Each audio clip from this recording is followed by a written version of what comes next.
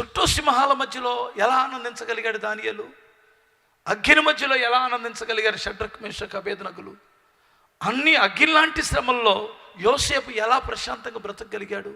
ఒకసారి మీరు ఆలోచించండి. వారందరూ ఆధ్యాత్మికంగా ఎదిగారు. అమ్మా, మీరు ఎదిగితే సనగరు, గొనగరు.